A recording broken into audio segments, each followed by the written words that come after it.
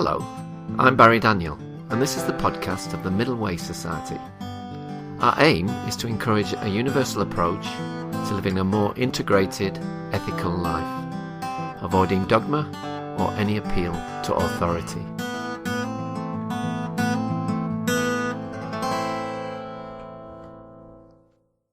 Our guest today is Ed Catmull, the president of Pixar and Disney Animation.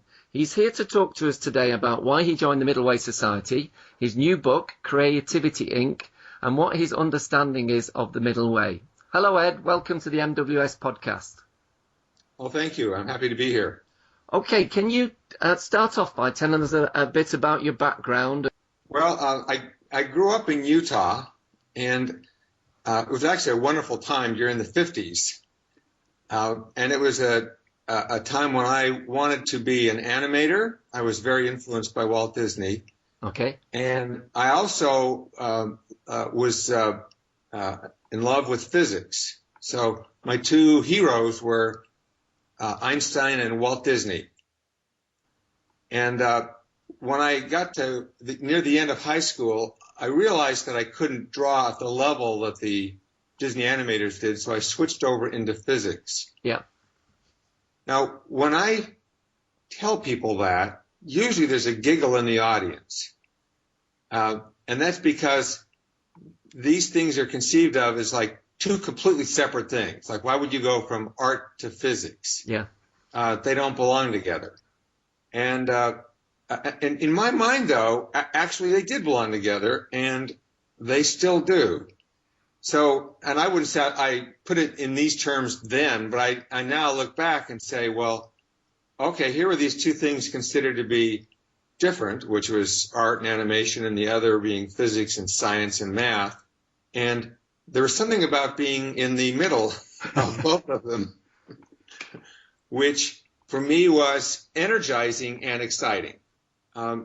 So I went into physics, got my undergraduate degree in physics, but because I took a lot of classes, I also studied computer science and realized at this time that computer graphics was a place where the potentially the art and the science came together. So I had the view then I'm going to mix them together and try to make a computer animated film. Right. So that was an ambition at a very early age then? Yes. Well, it was in graduate school actually where I put these things together.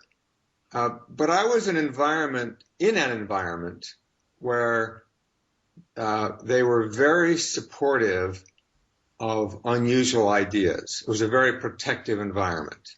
Uh-huh. And I recognized it at the time that by having an environment where people were protected in coming up with new things, that you actually had people become more creative. Okay. It's interesting. I was talking to someone the other day about a similar theme, that 50 years ago, if you were going to do science, it was just a matter of course that you would do something within the humanities too, that you'd get that balance.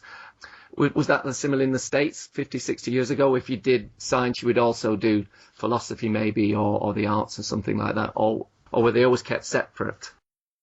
Well, I was at the University of Utah, and I would say that the philosophy at that time, and I think it is still at a lot of universities, is that you are better off having a balanced education. Yeah. So the requirements included philosophy and economics and English, and I took all of those courses, and I took a language course, and I viewed them at the time as part of a balance. So it wasn't as if I was forced into doing anything. I really liked taking all these different classes. Okay. And I still feel it's the right thing. There's that balance of the humanities and the arts and the sciences, which is better. And the way I try to conceive of it, because people sometimes think they have to pick between going broad or going deep. And the notion is that, well, okay, you need to go deep, and so some of the stuff goes to the wayside. Uh-huh. And I think it's the wrong conclusion, and that is you actually do want to go broad, but you want to have the experience of going deep. You really do want both. Both, yeah. And if you've experienced going deep, then in going broad, you may actually change where you want to go because you've got the breadth. Yeah. But you know something about yourself and about the world if you can go really deep into a subject. Okay. And so with that grounding, maybe let's move on to the main topic of our talk today then, Ed, that namely that how one sets up the conditions in a work environment so that creativity can occur. Now, you have done this very successfully as a president of Pixar and Disney Animation, and you've distilled 30 years of experience into this book entitled Creativity Inc., which has just recently come out. Can you give us an overview of the book? Yes, the first part of it is sort of historical setup for the problem of what it means to support a creative environment and the lessons that we learned along the way and the mistakes. And there were some phenomenal people along this journey. So there was Steve Jobs and George Lucas and John Lasseter and rather amazing people to work with. Yeah. But then reaching a point where the goal that I'd had for 20 years had been achieved, which was we made the first computer animated film. And so in my life and in the book, I say, well, okay, at this point, there's now a problem. It's in achieving a goal, you've actually eliminated the goal. So the question is, what is the new thing? And it wasn't as if you can say, oh, well, let's make another film. And I realized the goal was actually not a particular goal because I didn't actually know what the film would be. It was a framework in which one made decisions. Okay. And it's the way I tend to think about goals. So then I had to look back and say, okay, what's the new framework? And for me, the framework was, how do you have a creative or a sustained creative environment? Because what I observed in this previous period of time was that lots of creative groups come together and do rather amazing things, and then they fall apart. Yeah. So our question isn't, can we do something creative? Because the answer is a lot of people do. It's what happens to us when we succeed that screws our minds up and has us go down the wrong path. And can we be aware of those problems and address them? So the next part of the book is, okay, what are the barriers that get in the way of a group retaining its creativity? Okay. And there are a few clear things that get in the way. One of them has to do with making mistakes and our fear of failure. So that's a pretty big area. And regardless of what we say, and people talk about failure a lot. Yeah. They will say failure is necessary to grow, and you must go through failure, and you must look at it in a good way. So regardless of the fact that we accept that intellectually, that failure is part of our growth and was through our entire life, we don't believe it. No. Because we have ingrained in us two different meanings of failure. One of them is the one that we learned in school, which was if you fail in school, it meant you were either dumb or you didn't work hard or you screwed up. And so the failure in a class was a mark of shame, basically. Yeah. But it's even compounded by, if you look at the world today with politicians or with businesses, to admit a mistake is to subject yourself to ridicule by others. Definitely. Right. So there's a real danger that comes along with errors and mistakes. It's palpable, and we see it every day. So even though we've got an intellectual understanding of failure and mistakes, which is that, oh, well, it's good and it's part of learning, there's the other thing inside of us which says, oh, no, it is dangerous. Not only from my past I've learned it's dangerous, but from the present newspapers I learned that it's dangerous. Yeah. So we'll say one thing, but we try to avoid it. And so one of the issues is how we think about a view holding contradictory notions of failure inside of us. That is, what is the middle way between our intellectual understanding of failure and mistakes as part of growth and failure and mistakes as part of screwing up or danger. Yeah. So that's one area. The other one has to do with a misunderstanding of what it means to do something that's new, that is creative. So there is a common misconception that creativity is about expression, and people don't know quite what lets some people be better at expressing themselves, whether it's by words or music or by visuals. Yeah. But this is too narrow of a view of creativity. I think the broader view is that we are solving the problems of life, that we add that to it, that when we address those problems, then we are creative. And it doesn't matter where you are. So what are the things that get in the way? And they usually are external forces. Like if your boss or somebody around there wants to control the environment, you want to please the boss, you don't want to embarrass yourself. There are also all kinds of subtle psychological things which cause us to shut down.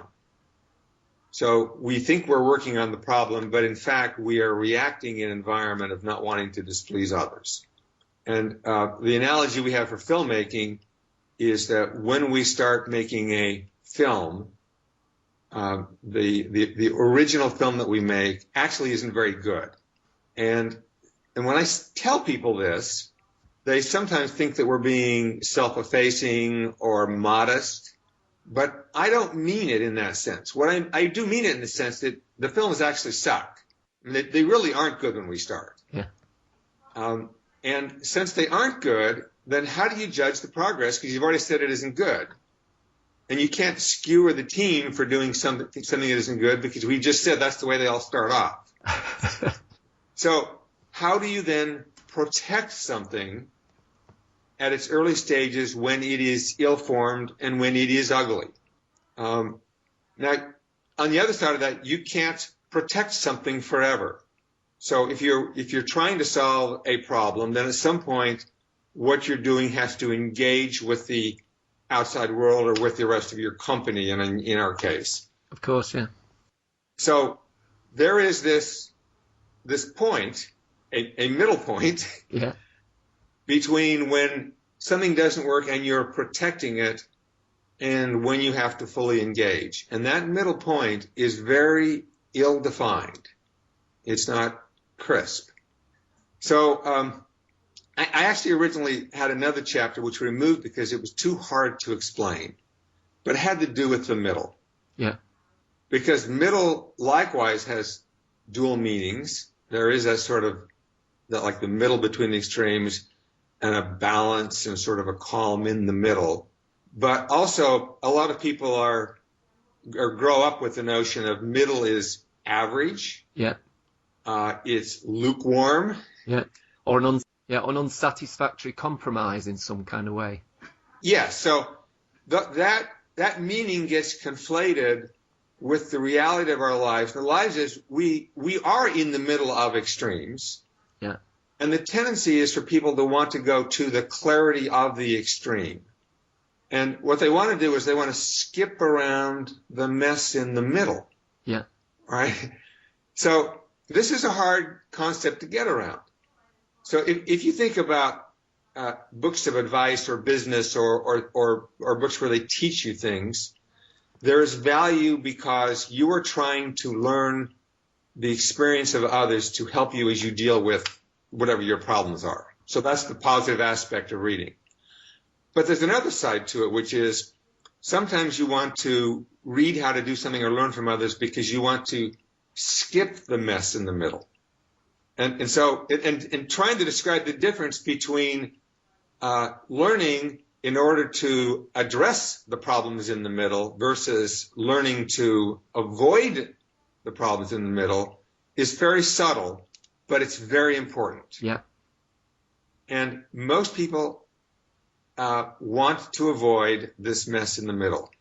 And this is where life is.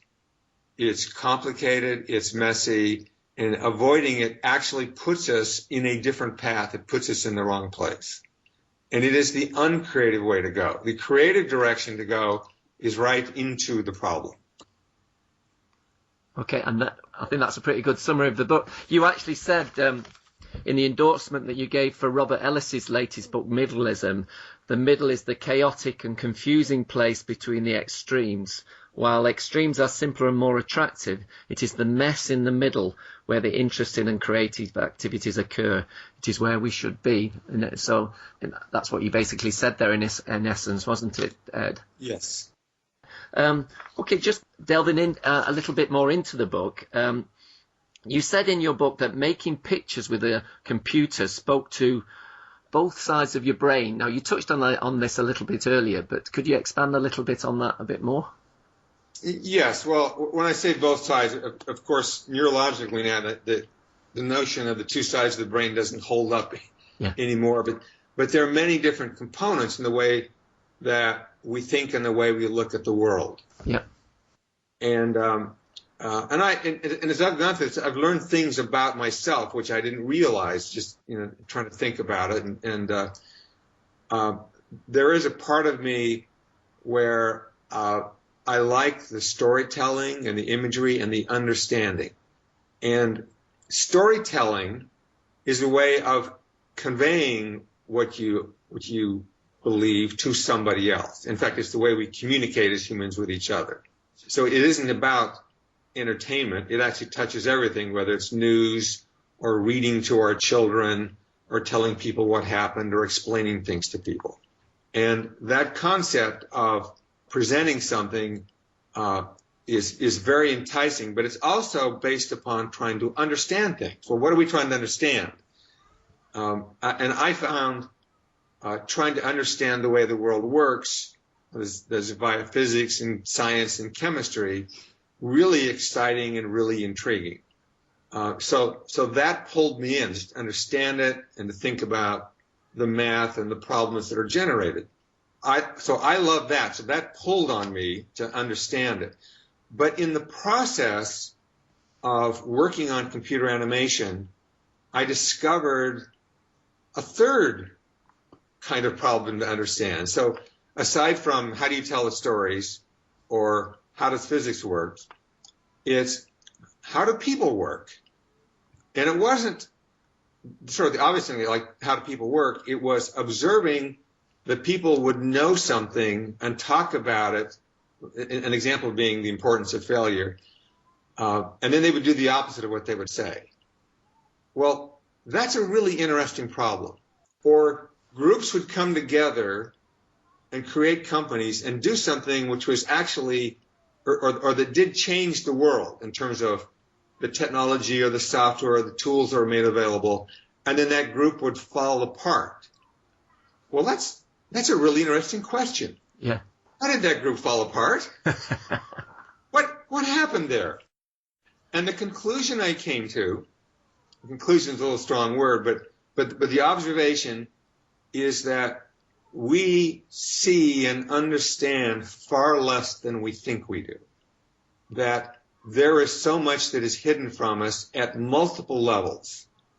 And it's one of the things I tried to describe in the book. I don't know how successful I was because it's a little too complicated for most people. But the concept that the vast majority of the world, even locally, I'm not talking about the whole universe, but the vast majority of the world is obscure and hidden from us. And we are unaware of this. If we were aware of it, it wouldn't be hidden from us. Exactly, yeah.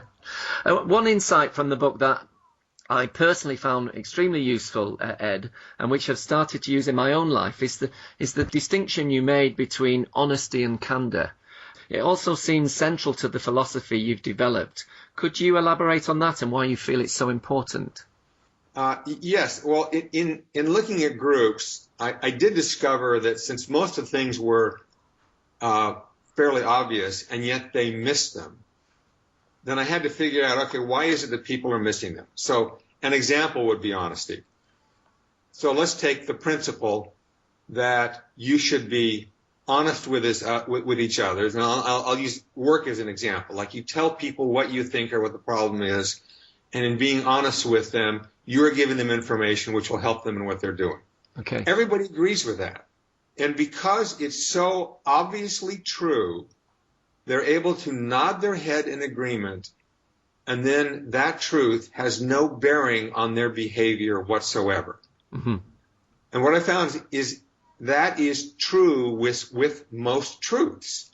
That if you look back at the wisdom of the ages, so going back to the axial age, and you look at what was written in China and India and in Greece and what the philosophers in those three different cultures were saying, they were coming up with a lot of these truths, and you come up with these encapsulations. We pass them on and we know them, but we know that most people knowing these things are unaffected by the truths. So the question is, how do you reword things so that you drop away from the obviousness of it and take away some of the baggage? So with honesty, for instance, the opposite of honesty is dishonesty. Yeah. And that's so obviously bad that you wouldn't go there. But if you switch over to candour, then you can have a different thing, because we don't have a word called discandour. So then we can have a discussion. Are there times when you wouldn't be candid? And the answer is, yeah, I don't want to embarrass somebody. I don't want to embarrass myself. Yeah. Or you find people are sort of grandstanding. There are all sorts of little barriers that get in the way. Now, they're a little less loaded because we can talk about the fact that we don't want to embarrass somebody or we don't want to look bad, and therefore we're going to hold back. Well, that's a problem. Well, now if we can discuss the problem, then we're now engaging in the discussion, rather than using a word like honesty, which gets in the way of the discussion, even though at heart we are talking about being honest with each other. No, I think that's a really good approach to a very delicate subject there. Why is it that, this is something else from the book, why is it vital that the structure of communication in an organisation should not follow the structure of the organisation? Okay, well, I'm glad you asked that, because very few people pick up on the subtlety of this. If you look at most organizations, and I would say that filmmaking is the same, in that in order to get something done with hundreds of people on a budget and on a schedule, you must be highly organized. So there is a structure in place, and there is someone who will make the final call on what belongs together, who is the director of the film.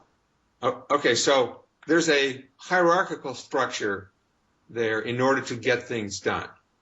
Now, because this is where the power of the organization is, then a lot of people make their judgments based upon how it's going to fit within that power and where they are relative to the other people in that structure. Okay. Okay, so it's a natural thing, and it's a human reaction to fit within that. All right, but let's look at the nature of problems themselves.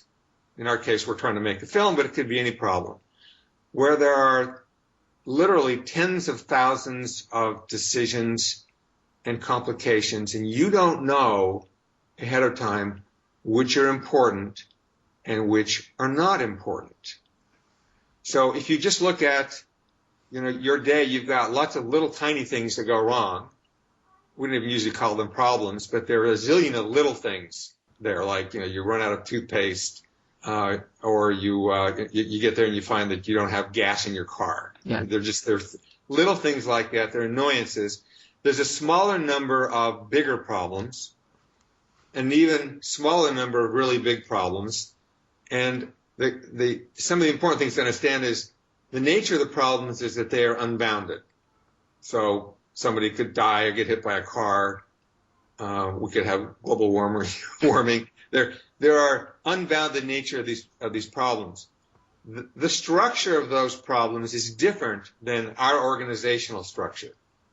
So if I'm trying to make a movie, the very nature of the film we're trying to solve is not the same thing as our organizational structure. So we have to actually think about a separation between the two. And if I've got something complicated, then what I want to do is have everybody engaged in trying to solve the problems.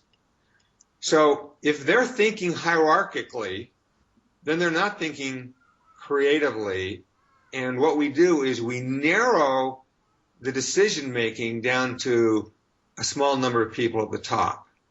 But if we actually break this apart and say, okay, I'm going to give you responsibility to make decisions and make mistakes without checking in and empower them, then that frees them up to become more creative.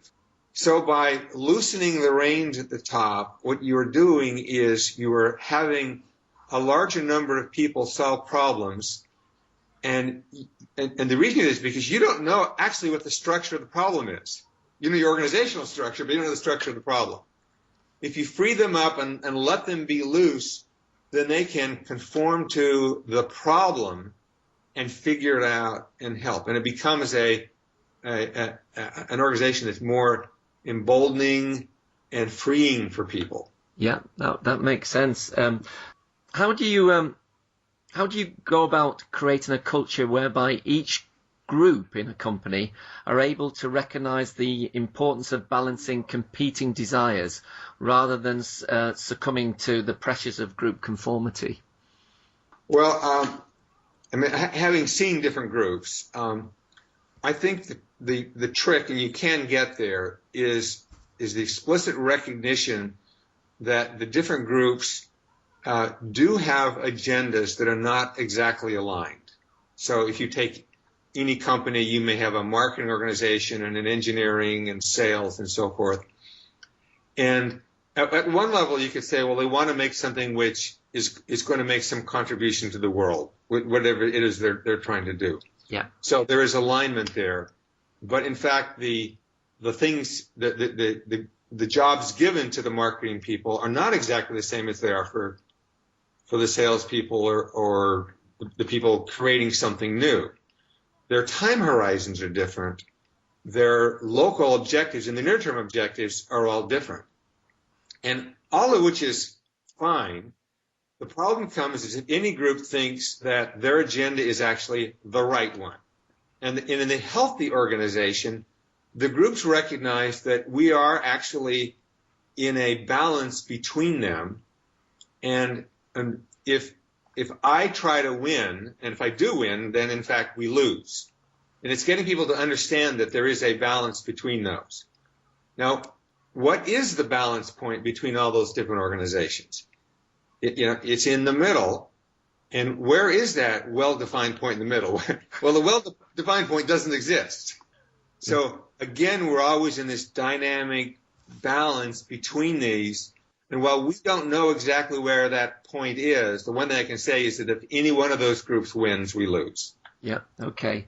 There was one story in the book that I felt in many ways highlighted your management style, Ed, that the decision not to reprimand the person who wiped the hard drive of virtually the whole of Toy Story 2. Was that an easy decision, or did that just fit quite comfortably into the philosophy that you'd built up? Well, that particular one, to be honest, was fairly easy because it was clear that it was an accident. Right. So while the person was embarrassed and didn't fess up, we never found out who made the accident. It was an accident. Yeah. So a big one. Yeah, and it was a big accident. But that's the nature of these. Again, it's the structure of the problems, right? Yeah. It's if you think about it, we didn't have in place the mechanisms to prevent that kind of accident from happening, nor did we have in place. Well, we thought we had in place, but it wasn't working. We didn't have a working system to back us up in case there was an accident. And as you know, you should always back things up. Our system failed and we didn't know it. So the real issue for us wasn't did somebody make an accident, because they happen all the time. It's, okay, what do we do to make the system more robust? If we turn the focus onto the person who made the accident, we actually have not solved any problems. Yeah. Now, it sometimes gets trickier if it's visible. If somebody makes an error and it is visible, then it is a conscious effort to say, people just make mistakes. It's okay. And you have to get that message to them that it is okay. Okay, so now let me get to a tricky one though. Because I spent some time talking about the brain trust. Yeah. And the brain trust is a group that is candid with each other. And we've put in mechanisms to try to make sure they are candid with each other. And the truth is, usually that mechanism works pretty well. That's why the films are good. Could I just interrupt a second there? The brain trust is the group of directors that come together, and not just directors, who basically, through a collaborative process where candid and openness to making mistakes is in place. Is that roughly what it is? Yeah. So we have a group of storytellers, so it can be writers, directors, and they come together occasionally for each film. So there's a full-time person on the film, the director, and the director's team of people who are working with him or her, and they're full-time trying to solve the problems. But they kind of get lost and they lose objectivity in the thing they're working on. Right. So every few months they will show it to their colleagues, and their colleagues will then give them feedback because they've been out of the loop, and they can come in as fresh eyes, but also as people who have been through it before. So they know how to be helpful. So it's important that they be honest about what they see, and it's important that the director and his or her team are open to listening. So brain trust isn't just a group of smart people. It's a way of getting information to and listening to that information to help solve the problems. Now, having said that, there still is this human emotion and dynamics at work inside of everybody. Of course. Yeah. So the stability of it, sometimes it gets pushed one way or the other. It's not a stable environment. You actually have to work on keeping that to be a good environment. And in general, it works very well. Occasionally it breaks down, and we have to make some adjustments. And occasionally magic happens. It goes way beyond, and there's this amazing flow that happens inside the room that's basically indescribable. But that's the notion of this brain trust. Okay, so imagine that somebody new comes into the room, and you've said to the person, it's okay to make mistakes or throw out ideas which might even be dumb. So it doesn't matter whether you're experienced or new, you've got to be able to say something which is off track, to throw out a new idea, and somebody may consider it, then it doesn't work, and so you pass on to something else. Okay. Okay, so here's one extreme. If you say something dumb and then you are rejected, they say you don't belong in the room, then clearly we will have introduced an element of fear in the room. Yeah. So 0 errors or 0 bad ideas is counterproductive, and it is a bad goal. Now, the reason I say this is there are industries where 0 errors is very meaningful, like the aircraft industry, and we get that. Yeah, or surgeons. And surgeons. So we get what it means as customers or as whether it's manufacturers or the people that do. We know what 0 errors means. But in our case, in this room and in creative environments, 0 errors is a negative. It's a bad place to be. It's a wrong goal. It actually messes things up. Okay, so that's 0 is bad. So let's suppose that new person says 40 bad things in the room. Well, at some point, the group is saying, he's saying so many things, it's actually getting in the way of the room and it's distracting. He doesn't get it. This person doesn't belong in the room. So 40 is not good. 0 is not good. Where is the optimal point between 0 and 40? It's somewhere in the middle, and it's not well defined, and I don't know where that is. Just that it's in the middle. That's great. It appears obvious from the book that you feel managers need emotional training as well as intellectual and practical skills. Do you think there's a wider recognition of this in business in the US in general, or is it more in the creative industries? Well, I mean, we clearly hear people talk about it. I do think that a lot of people haven't intellectually figured it out. There was this old TV series, Star Trek, and you'll recall from Star Trek that Kirk was the emotional one and Spock was the logical one. And it's part of a conceit which still exists to this day. Like there's the logical component and there's the emotional component. Without a full understanding, that neuroscientists know, is that a person who's got damage to their emotional part of the brain and their logic works perfectly fine is unable to make decisions. That it actually is the balance of the emotional with the logical which has us function. Again, and so it's a balance between the two.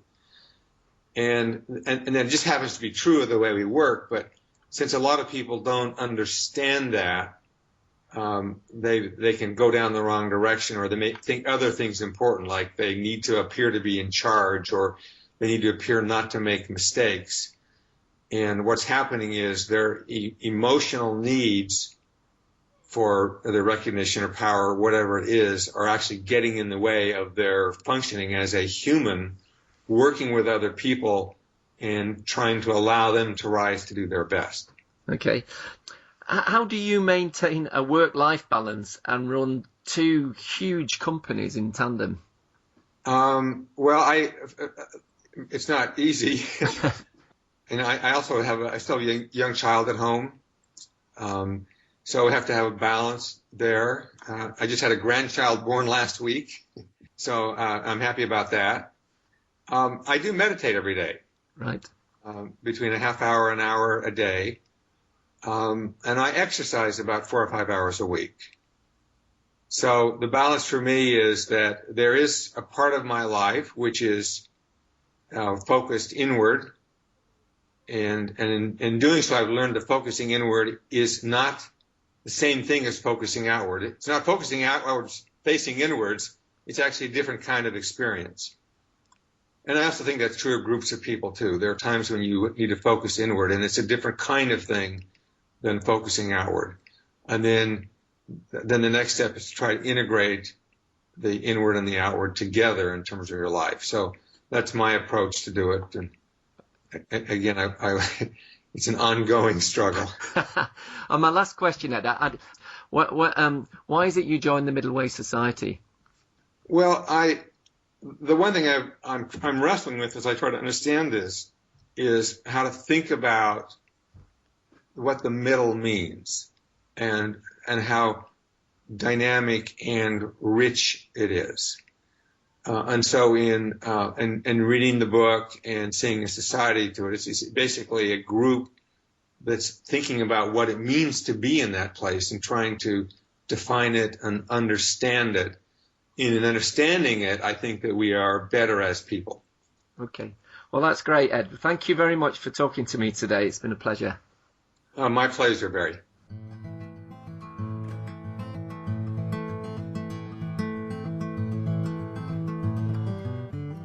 You can find out more about Middle Way philosophy at www.middlewaysociety.org.